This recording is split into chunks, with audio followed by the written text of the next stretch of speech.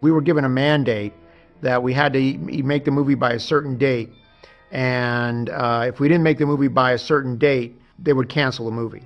So, being a young and a hungry filmmaker, and maybe having a bit of an inflated ego, I thought, well, I can make this work. So, as you do when you're making a movie, you finally make a decision, and that first decision was to go with Eric Stoltz.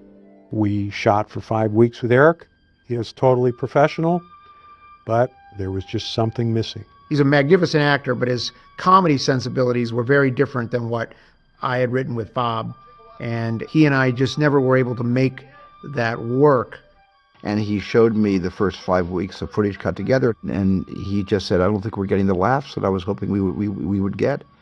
And I looked at Bob, and I realized that he was absolutely correct. And I said, Bob, what do you want to do? So I had to make this horrific decision, which was very heartbreaking for everybody. The next day, they brought us all together in a parking lot, and Frank Marshall and Kathleen Kennedy and Bob Gale and Neil Canton, and they got us all together, and they told us that they were going to make some changes. And it was sad for me initially.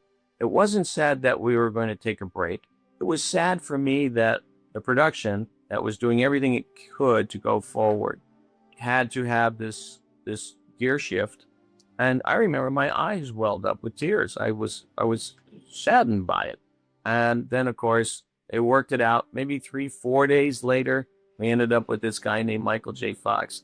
And our world turned upside down right away. We knew that we were on the fast track. We just engaging with Michael and working gags with him because there were so many. It brought the whole production alive in a very good, happy family way. And that's the legend.